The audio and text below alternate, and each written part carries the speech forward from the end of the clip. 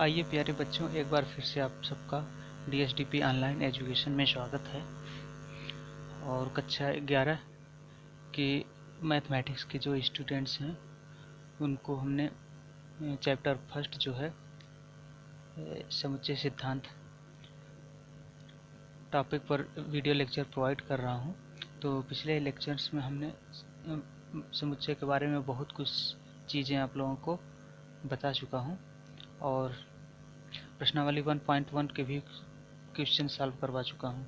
उसके बाद प्रश्नावली 1.2 के क्वेश्चन सॉल्व करवाने से पहले हम जितनी प्रश्नावली 1.2 से रिलेटेड परिभाषाएं थी उनको बताने की कोशिश कर रहा हूँ, समझा रहा हूँ।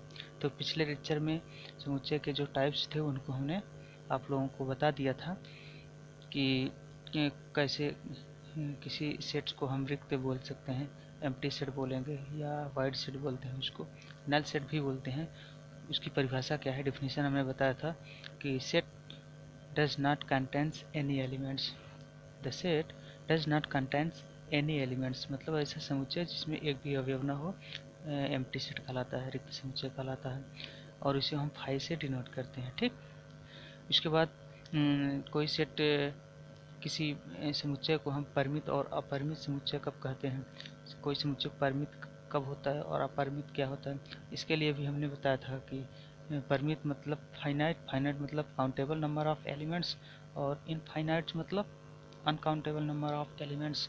मतलब ऐसा समुच्चय जिसमें नंबर ऑफ एलिमेंट्स जो है काउंटेबल हो, जिसकी गिनती की जा सकती, सीमित हो, वह तो हमारा फाइनाइट सेट कहलाएगा। ठीक, बट अगर अनकाउंटेबल नंबर ऑफ एलिमेंट्स हो जाते हैं जिसकी गणना संभव ही ना हो, उसे हम क्या बोलते हैं, अपरिमित समुच्चय बोल देते हैं। जैसे मान लीजिए एक एग्जांपल दिया था कि नेचुरल नंबर जितने भी हैं, एक नेचुरल नंबर का सेट जो है वो क्या है, इनफाइनाइट सेट है, मतलब बहुत सारी नेचुरल नंबर्स हैं। ठीक, इसलिए उनको हम अपरिमित समुच्चय बोल देते हैं। ठीक, 10 से छोटी 10 से छोटी जो प्राकृत संख्या हैं उनका समुच्चय ये एक परिमित समुच्चय है। क्यों? क्योंकि 10 से छोटी हैं, हम 1 2 3 4 करके 9 तक काउंट कर लेंगे, परिमित हो जाएंगे। अगर मान लीजिए बोल दिया जाए कि विश्व के, अगर हम कोई एग्जांपल देते हैं आप लोगों को कि वर्तमान समय में विश्व के पॉपुलेशन का समुच्चय, अगर कोई समुच्चय बनाइए जो पूरे विश्व की जनसंख्या को रिप्रेजेंट करता हो, पूरे विश्व में जितने लोग हैं उनका अगर समुच्चय बनाया जाए, तो ये आप बताइए, 2 सेकंड इस पे सोच के आप बताइए कि ये कैसा सेट होगा, ये फाइनाइट होगा या फिर इनफाइनाइट होगा। आप सोच के बताइए, जवाब दीजिए। एक ऐसा सेट जो विश्व के संपूर्ण जनसंख्या को व्यक्त कर रहा है, वो क्या है, फाइनाइट है या फिर इनफाइनाइट है? तो आप सोच रहे होंगे कि ये इनफाइनाइट है, लेकिन इनफाइनाइट नहीं है मेरे बच्चों।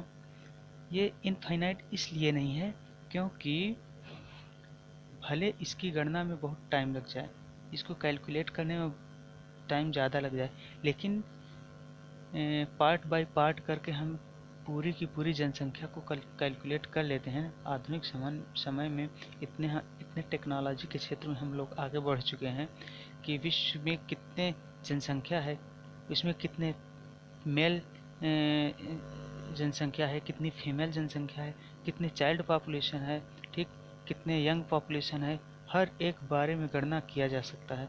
इनका गणना संभव है और इनको हम एक निश्चित संख्या दे सकते हैं कि इस समय वर्तमान में इतनी संख्या है। तो फिर ये जब हम निश्चित गणना कर सकते हैं तो फिर ये इनफाइनाइट सेट कैसे हो जाएगा? इसका मतलब ये क्या है, ये परिमित समुच्चय है। ठीक, उसके बाद हम बताए थे कि कोई सेट्स, 2 सेट्स दिए हों, वो इक्वल सेट कब कहलाएंगे, समान समुच्चय कब कहलाएंगे? इक्वल सेट के लिए हम बताए थे कि अगर एग्जैक्टली सेम एलिमेंट्स हो जाए, एग्जैक्टली समान समुच्चय मतलब एग्जैक्टली सेम, मतलब वही तथ्यतः समान। एग्जैक्टली सेम का मतलब तथ्यतः समान, तथ्यतः समान अवयव हो जाए, सेम हो जाए, वही अवयव ही हो जाए दूसरे एलिमेंट्स के, तब वो जो है क्या कहलाएंगे, वो same elements, same equal set कहलाएंगे, ठीक, समान समुच्चय कहलाएंगे। ये परिभाषाएं बता दिए थे। इसके बाद अब कुछ एग्जांपल्स हैं इन्हीं तीनों टाइप्स से, और उसके बाद प्रश्नावली 1.2 जो है टोटल इसी पे बेस्ड है, इन्हीं परिभाषाओं पे, इन्हीं काइंड्स ऑफ सेट्स पे बेस्ड है। उसको आइए आज सॉल्व कर लेते हैं। उसके बाद फिर हम नेक्स्ट टॉपिक की ओर चलते हैं, मतलब नेक्स्ट पर डिफिनेशंस की ओर चलते हैं। तो आइए कुछ एग्जांपल्स देखते हैं, उसके बाद फिर प्रश्नावली के क्वेश्चन सॉल्व करते हैं। तो मान लीजिए ये दिया है,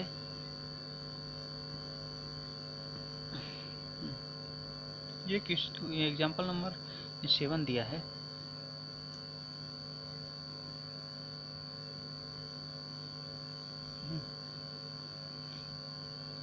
हाँ, ये उदाहरण नंबर 7 दिया है कि समान समुच्चयों के युग्म छांटिए। ये कुछ समुच्चय दिए गए हैं A B C D E, मतलब 5 तरह के समुच्चय दिए गए हैं।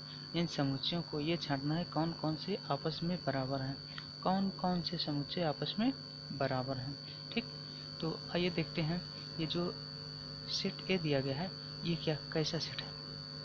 हाँ, एक चीज़ और, एक सेट को बताया नहीं, उसकी परिभाषा नहीं दिए थे, लेकिन यहाँ पे समझा दे रहा हूँ कि एक होता है सिंगल्टन सेट। सिंगल्टन सेट,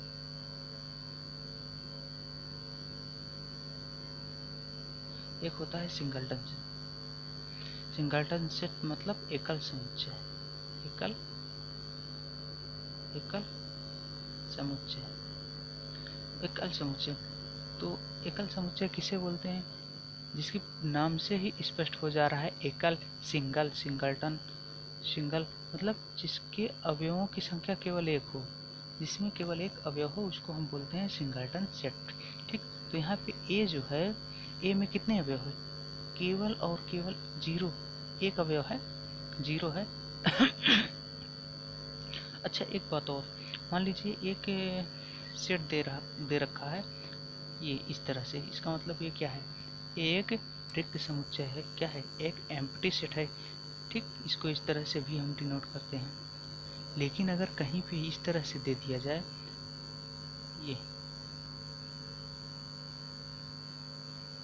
ये क्या है, क्या ये भी सिंगल एम्प्टी सेट है, तो आप कहिएगा नहीं ये एम्प्टी सेट नहीं है, ये रिक्त समुच्चय नहीं, क्योंकि इस समुच्चय में एक अवयव है। जब एक अवयव हो गया, फाई जो है एक अवयव, एक एलिमेंट्स है इसमें, फाई का समुच्चय है, एक अवयव जब है तो ये एम्प्टी सेट नहीं है, रिक्त समुच्चय ना होकर के इसको हम सिंगल्टन सेट बोलते हैं, जिसका केवल एक एलिमेंट है वो फाई है, ठीक। तो अब देखते हैं एग्जाम्पल्स को, देखते हैं। जो ए है, ए में केवल 0 है, इसका मतलब 0 बिलोंग्स टू ए कर रहा है, केवल 0 ही इस समुच्चय का अवयव है।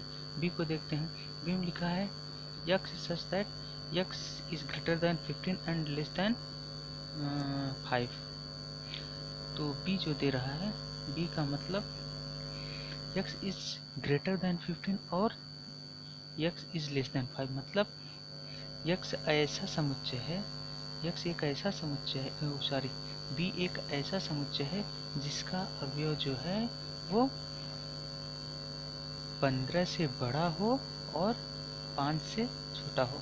15 से बड़ा और 5 से छोटी कोई संख्या आप बताइए, कोई ऐसी संख्या बताइए जो 5 से छोटी हो और 15 से बड़ी हो, क्या आप बता पाएंगे? बिल्कुल नहीं, 5 से छोटी और 15 से बड़ी कोई संख्या होगी ही नहीं। हाँ, 15 और 5 के बीच में, हाँ, अगर इस तरह से बोलें कि 5 से बड़ी और 15 से छोटी, तब तो हम उसको लिख लेंगे। लेकिन अगर कह दिया जाए कि 5 से छोटी और 15 से बड़ी, तो ऐसा संभव नहीं है। इसका मतलब इसमें एक भी एलिमेंट्स नहीं होंगे। जब एक भी एलिमेंट्स नहीं होगा तो फिर ये क्या हो गया, ये 5 हो गया। इसका मतलब क्या है, बी जो दिया है वो रोस्टर रूप में, बी जो सेट दिया है और दिया किस रूप में है, समुच्चय निर्माण रूप में दिया गया है, तो उस वो एक रिक्त समुच्चय है, क्या है, एक फाई है, फाई सेट है, सॉरी एम्प्टी सेट है। तो अब देखिए, ए सिंगल्टन सेट हो गया जिसका एलिमेंट्स केवल 0 है, बी फाई हो गया, मतलब बी में कोई अवयव ही नहीं है, रिक्त समुच्चय हो गया। सी को देखिए, सी में कह रहा है कि x such that x minus 5 equal to 0। इसका मतलब सी में एलिमेंट्स क्या होगा, x बराबर 5, x बराबर 5 हो जाएगा ना, 5 को पक्षांतर करेंगे तो x इजकल टू 5 हो जाएगा। इसका मतलब सी में केवल एक एलिमेंट्स होगा और वो कौन सा होगा, 5। सी में केवल 5 होगा। अब देखिए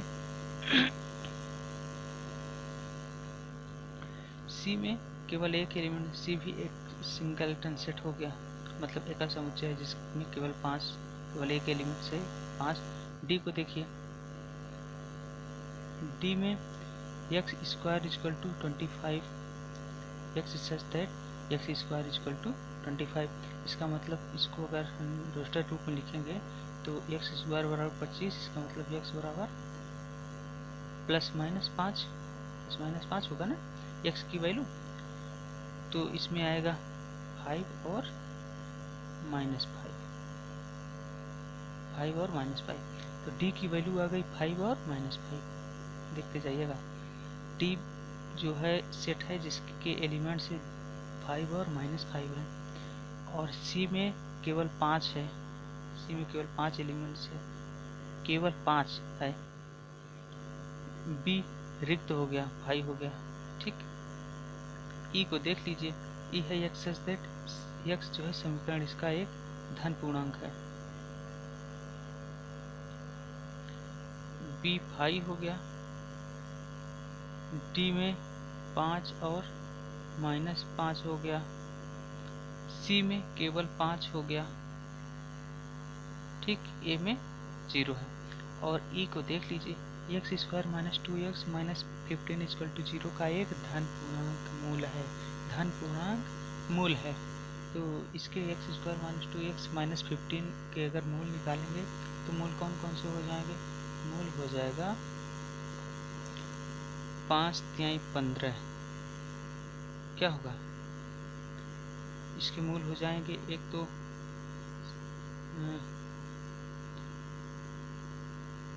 एक्स स्क्वायर माइनस 5x फिर plus 2x 3x minus 15 equal to 0। इसका मतलब यहाँ से एक्स स्क्वायर कॉमन ले लेंगे तो बचेगा x माइनस 5 और यहाँ पे प्लस 3 कॉमन लेंगे, 3 कॉमन लेंगे तो बचेगा x माइनस 5। तो एक मूल हो जाएगा x बराबर 5 और एक मूल हो जाएगा x बराबर माइनस 3, x बराबर 5, x बराबर माइनस 3। तो जो ये सेट दिया है ई नंबर, इसके एलिमेंट्स हो जाएगा या इसके मूल हो जाएंगे, समीकरण के मूल हो जाएगा 5 और माइनस 3। लेकिन कह रहा है एक धन पूर्णांक होना चाहिए, तो माइनस 3 तो धन पूर्णांक नहीं है, ऋण पूर्णांक है। इसका मतलब ई में केवल एक अवयव होगा, वो भी होगा केवल 5, ठीक, केवल 5। तो अब देखिए ई में केवल 5 आ गया, तो अब कह रहा है कि समान समुच्चय के युग्म को छाटिए। ए में एक एलिमेंट है 0 है, बाकी किसी में एक एलिमेंट है, इसका मतलब ए किसी के समान नहीं होगा, ठीक। ए न तो बी के बराबर होगा, न सी के बराबर, न कि डी के, न ई के, ठीक। बी को देखिए, बी 5 है, बी एक ऐसा समुच्चय है जो एम्प्टी सेट है, बाकी कोई एम्प्टी सेट नहीं है, इसका मतलब बी भी किसी के बराबर नहीं हुआ, ठीक। सी को देखिए, सी में एलिमेंट्स है सिर्फ 5, सी में केवल 5 एलिमेंट्स है, ठीक।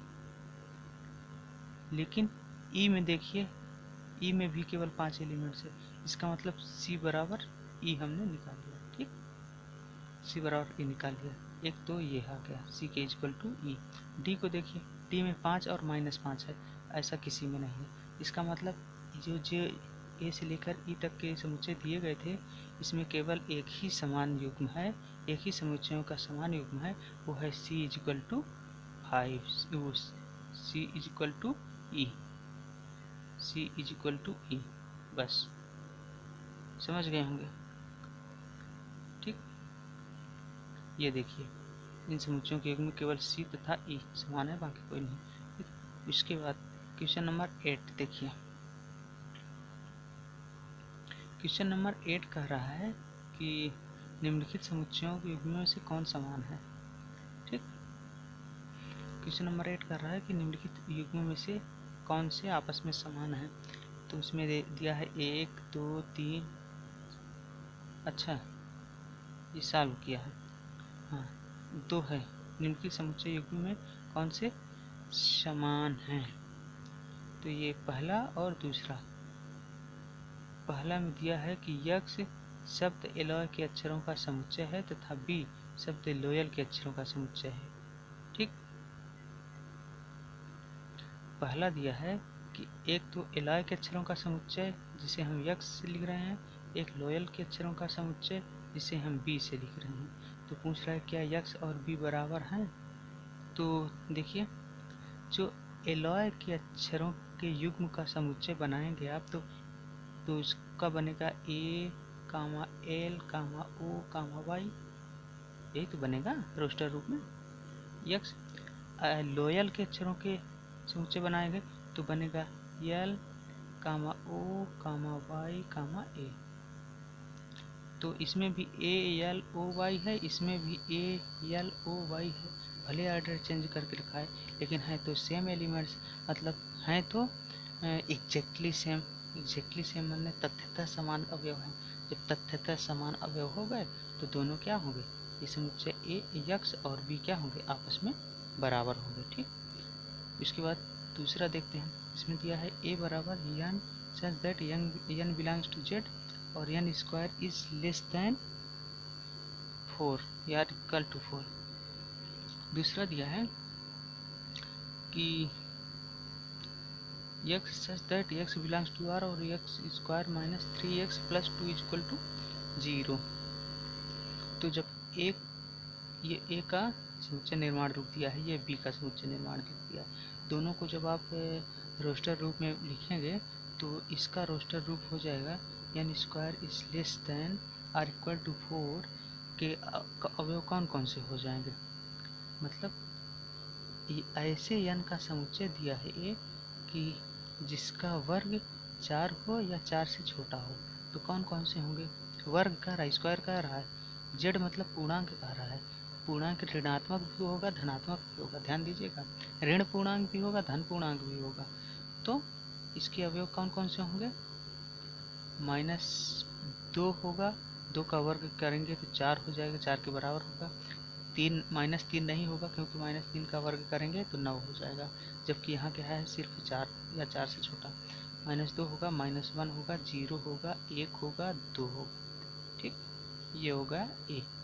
बी के लिए देख लीजिए, कह रहा है इसके मूल होंगे। ठीक, X such that X belongs to R और X square minus 3x plus 2 जो है इसका क्या है, मूल है। चूँकि ये क्वाड्रेटिक इक्वेशन है, द्विघात समीकरण है, इसलिए इसके 2 मूल होंगे। 2 मूल कौन कौन से होंगे, 2 मूल निकाल लीजिएगा। इसका ये 2 है तो 2 के ऐसे 2 फैक्टर कीजिएगा, जिसको गुणा करें 2 आए और जोड़ें घटाएं तो -3 आ जाए, तो हो जाएगा 1 और 2, 1 और 2, 1 और 2। तो इसके फैक्टर दोनों जो है पॉजिटिव आएंगे, 1 आएगा और 2 आएगा, यही आएंगे 1 और 2। ठीक, तो ये दोनों क्या सेम हैं, क्या इक्वल हैं, तो बिल्कुल इक्वल नहीं है, इसलिए ये दोनों जो है ए और बी समान नहीं बनाएंगे। ये देख लीजिए रोस्टर रूप में, इसमें जो है -2 -1 0 1 2 है, इसमें केवल 1 और 2 है, तो फिर ये समान नहीं है। ठीक, इसके बाद आ जा रहा है प्रश्नावली 1.2। तो फिर आइए प्रश्नावली 1.2 के क्वेश्चन सॉल्व करते हैं। प्रश्नावली 1.2 का पहला क्वेश्चन है कि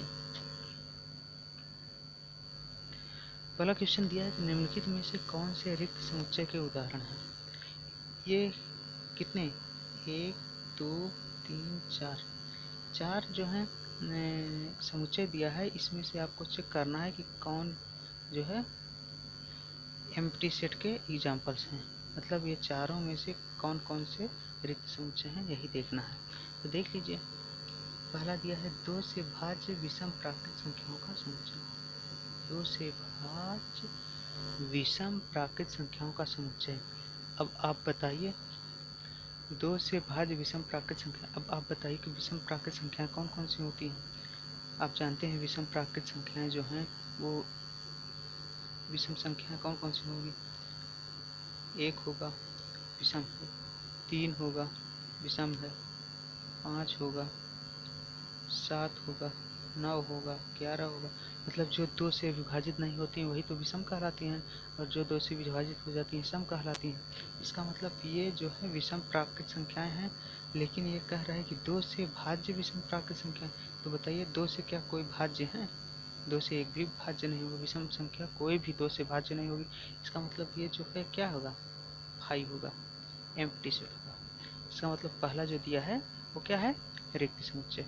ठीक, दूसरा देखते हैं, चेक करते हैं। सम अभाज्य संख्याओं का समुच्चय। सम अभाज्य संख्याओं का समुच्चय। सम अभाज्य मतलब इवन प्राइम। अब बताइए प्राइम नंबर कौन कौन सी होती हैं? हम बताए हैं, शायद ध्यान होगा आप लोगों को। प्राइम नंबर्स वो होती हैं जिनका केवल 2 फैक्टर हो, 2 गुणनखंड संभव हो, एक तो 1 हो और एक वो संख्या स्वयं हो। तो अब बताइए सम अभाज्य संख्याओं का समुच्चय। सम अभाज्य क्या संख्याएं होती हैं? तो आप कहेंगे बिल्कुल होती हैं। 2 एक ऐसी संख्या है जो सम है और अभाज्य है। तो ये जो 2 है, इसको अगर रोस्टर रूप में लिखेंगे तो इसका एलिमेंट्स केवल और केवल 2 आएगा। सम अभाज्य संख्याओं का समुच्चय, इसमें केवल 2 आएगा। इसका मतलब जो दूसरा क्वेश्चन है ये क्या है? एक सिंगलटन सेट है, ना कि एम्प्टी सेट है। इसका मतलब ये रिक्त समुच्चय नहीं है, एकल समुच्चय है। इसका मतलब पूछा है रिक्त समुच्चय का उदाहरण, तो इसका मतलब दूसरा जो है रिक्त समुच्चय का उदाहरण नहीं है। पहला रिक्त समुच्चय का उदाहरण है, दूसरा रिक्त समुच्चय का उदाहरण नहीं है। आइए तीसरा सॉल्व करते हैं। तीसरा कह रहा है कि यक्ष सच दैट यक्ष एक प्राकृत संख्या है। यक्ष सच दैट यक्ष एक प्राकृत संख्या है और यक्ष जो है 5 से छोटी है और 7 से बड़ी है। फिर वही बात। अब आप बताइए कोई ऐसी प्राकृत संख्या बता दीजिए कि जो 5 से छोटी हो और 7 से बड़ी हो। प्राकृत संख्याएं होती हैं 1, 2, 3, 4, 5, 6, 7, 8। तो आप बता दीजिए ऐसी प्राकृत संख्या बताइए जो 5 से छोटी हो, 5 से छोटी हो और 7 से बड़ी हो। मतलब 5 से छोटी हो इधर हो और 7 से बड़ी हो। तो 5 से छोटी और 7 से बड़ी ऐसी प्राकृत संख्या नहीं होगी। ऐसी कोई प्राकृत संख्या नहीं है जो 5 से छोटी हो और 7 से बड़ी हो। अगर हाँ बोलते कि 5 से बड़ी हो 7 से छोटी हो तो 6 आ जाता। 5 से बड़ा है और 7 से छोटा है, लेकिन कह रहा है कि 5 से छोटी और 7 से बड़ी।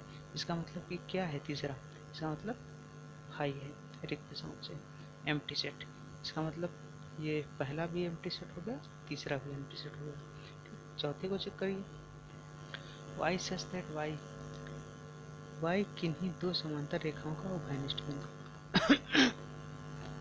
अब आप बताइए कि कह रहा है कि वाई जो है किन्हीं 2 समांतर रेखाओं का उभयनिष्ठ पॉइंट है, उभयनिष्ठ बिंदु है। अब बताइए जो 2 समांतर रेखाएं हैं अगर, तो क्या ये कहीं पे मिलेंगी? चाहे इधर अनंत तक बढ़ा दीजिए, चाहे पीछे बढ़ा दीजिए, ये 2 पैरेलल रेखाएं, 2 समांतर रेखाएं चाहे जितना बढ़ा डालिए वो कहीं पे भी एक दूसरे को प्रतिच्छेद नहीं करती हैं। जब एक दूसरे को प्रतिच्छेद नहीं करेगी, इंटरसेक्ट नहीं करेंगी, तो उनका कॉमन पॉइंट उभयनिष्ठ बिंदु होगा ही नहीं। इसका मतलब ये भी है। चौथा भी क्या है? एक एम्प्टी सेट हो गया। ठीक, उसके बाद आइए आगे देखते हैं क्वेश्चन नंबर 2। क्वेश्चन नंबर 2 कह रहा है कि निम्नलिखित समुच्चयों में कौन परिमित और इसमें देखना है फाइनाइट और इनफाइनाइट। फाइनाइट और इनफाइनाइट इसमें चेक करना है। तो पहला है वर्ष के महीनों का समुच्चय। ये क्या फाइनाइट है? और फाइनाइट नहीं है तो क्या इनफाइनाइट है? आप बताइए। वर्ष भर में जितने महीने होते हैं, वर्ष भर में कितने महीने होते हैं? आप कहेंगे जनवरी, फरवरी, मार्च, अप्रैल, मई, जून, जुलाई, अगस्त, सितंबर, अक्टूबर, नवंबर और दिसंबर, टोटल 12 महीने होते हैं। वर्ष में जब 12 महीने ही होते हैं, इसका मतलब वो काउंटेबल नंबर ऑफ एलिमेंट्स हैं। इसका मतलब वो परिमित समुच्चय है। इसका मतलब पहला क्या है? परिमित समुच्चय है। दूसरा चेक कीजिए, दूसरा क्या है? 1, 2, 3 इस तरह से डॉट डॉट करके लिखा है। इसका मतलब ये नेचुरल नंबर का सेट है, प्राकृत संख्याओं का सेट है। इस अथवा कहीं ये जेड प्लस का सेट है, मतलब धन पूर्णांकों का समुच्चय है। लेकिन यहाँ पे कितनी संख्याएं हैं आप नहीं गणना कर सकते हैं। डॉट डॉट 3 डॉट लगाया है, इसका मतलब ये इन्फिनिटी की ओर जा रहा है, इनफाइनाइट जा रहा है, बहुत सारी संख्याएं। इसका मतलब ये क्या है, एक अपरिमित समुच्चय है। ठीक, उसके बाद तीसरा में कह रहा है 1 2 3 डॉट डॉट करके लास्ट में 99 और 100 दे रहा है। इसका मतलब कि इसमें जितने भी संख्याएं होंगी वो 1 से लेकर 100 तक होंगी, 1 2 3 4 5 6 करके 100 तक होंगी। तो जब 100 तक है तो इसका मतलब कि क्या है, हम गिन सकते हैं ना 100 तक संख्याएं। तो फिर ये क्या हो गया, ये जो है फाइनाइट सेट है, इसका मतलब ये परिमित समुच्चय है। ठीक, तीसरा परिमित है। पहला क्या है, पहला फाइनाइट है, दूसरा इनफाइनाइट है और तीसरा भी फाइनाइट है। ठीक, चौथा देखिए 100 से बड़े धन पूर्णांकों का समुच्चय। 100 से बड़े धन पूर्णांकों का समुच्चय मतलब धन पूर्णांक 1 से शुरू होकर अनंत तक होते हैं, 1 2 से लेकर बहुत सारी होती हैं। इसमें कह रहा है 100 से बड़ी जितनी संख्या है 100 101 102 से होकर के बहुत ढेर सारी होती हैं। इसका मतलब क्या होगा, ये भी इनफाइनाइट होगा। ठीक, अपरिमित होगा। चौथा 99 से छोटी अभाज्य पूर्णांकों का समुच्चय। चौथा जो है 99, पांचवा जो है 99 से छोटी अभाज्य पूर्णांकों का समुच्चय। अब 99 से छोटी है, इसका मतलब कि 99 से कम ही होंगे। तो जब 99 से कम है तो मतलब उसको हम क्या कर सकते हैं, काउंट कर सकते हैं। इसका मतलब क्या है, परिमित समुच्चय, फाइनाइट सेट है। ठीक, उसके बाद आइए क्वेश्चन नंबर 3 पे चलते हैं।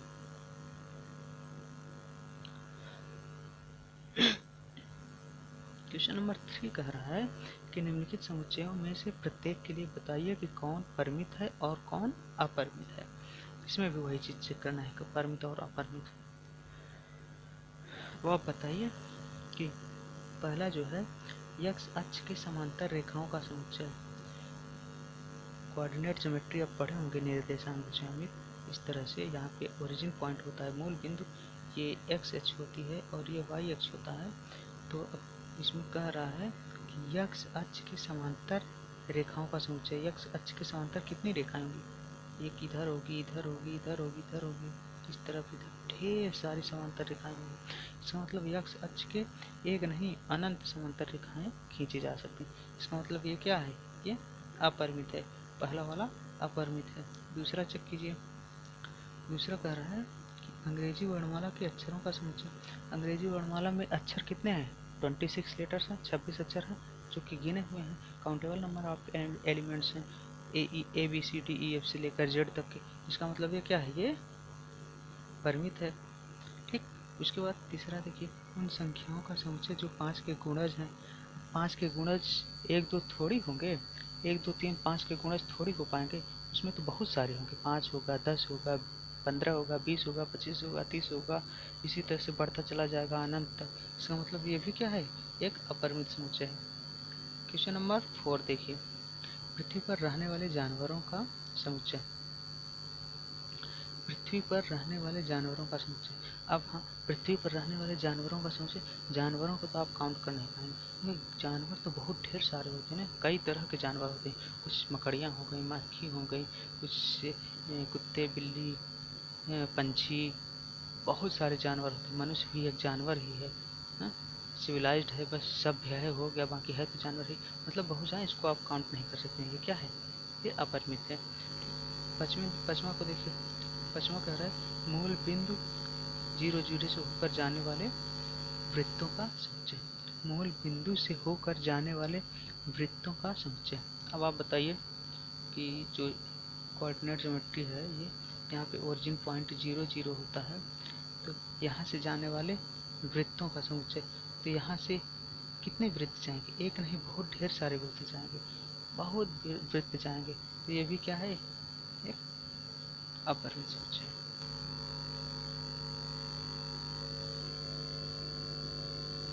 ठीक, उसके बाद क्वेश्चन नंबर 4 देखिए। क्वेश्चन नंबर 4 कह रहा है कि निम्नलिखित में बताइए कि a इक्वल टू बी है अथवा नहीं। यहाँ पे a, यहाँ पे b, यहाँ पे a, यहाँ पे b, a b इस तरह से दिया गया है और पूछ रहा है कि क्या a इक्वल टू b है कि नहीं। इस क्वेश्चन नंबर 1 दिया है, क्वेश्चन नंबर 2 3 4 चार्ट दिए हैं, 4 में से दोनों में a b है। देखना है कि क्या ये इसके बराबर है, b के बराबर है, यही चेक करना है। तो चेक कीजिए, ए बराबर ए बी सी डी है और बी बराबर ए बी सी डी, मतलब बस आर्डर चेंज कर दिया है बस, बाकी एलिमेंट्स क्या हैं, उसके अवयव क्या हैं, उसके सदस्य क्या हैं, समुच्चय के जो सदस्य हैं वो क्या हैं, एग्जैक्टली सेम है, तथ्यतः समान है। तथ्यतः समान है भले आर्डर चेंज हो, उससे कुछ नहीं फर्क पड़ता। इसका मतलब ए इक्वल टू बी है, पहला वाला, पहला जो है बराबर है। दूसरा देखिए ए बराबर 4 8 12 16, ठीक।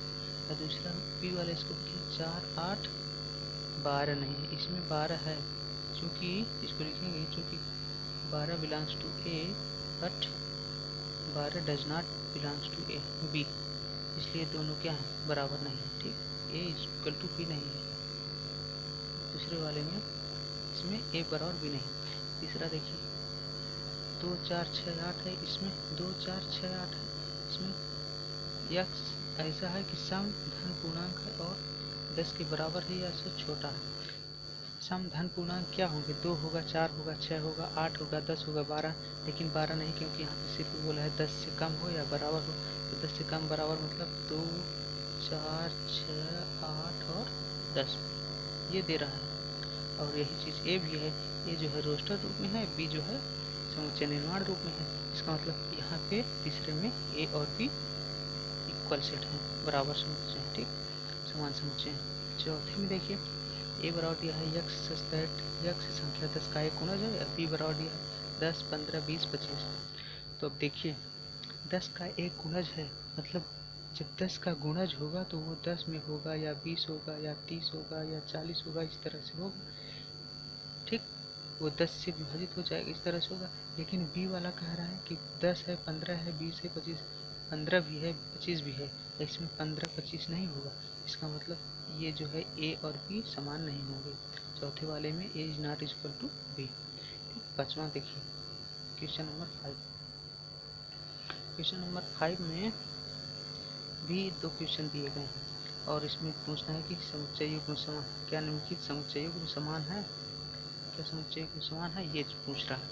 पहले वाले को देखिए, इसमें ए बराबर 2 3 है, इसमें बी बराबर समीकरण इसका एक हल है, समीकरण x square plus 5x plus 6 बराबर 0 का एक हल है। तो ये समान नहीं होगा, क्योंकि ये जो द्विघात समीकरण दिया गया है इसका मूल जो है निगेटिव में आएगा, ठीक।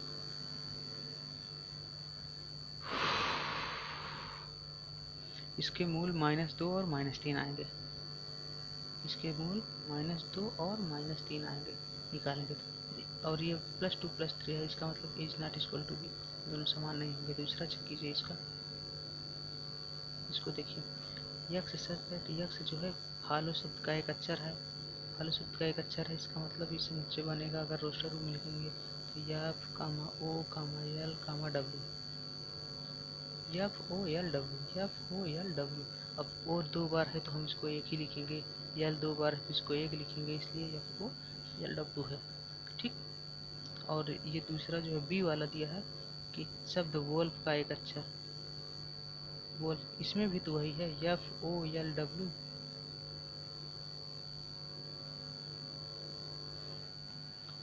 ऊपर वाले में भी एफ ओ एल डब्ल्यू होगा, नीचे वाले में भी एफ ओ एल डब्ल्यू होगा, इसका मतलब ए इक्वल टू बी, ये दोनों सेम होंगे, ठीक।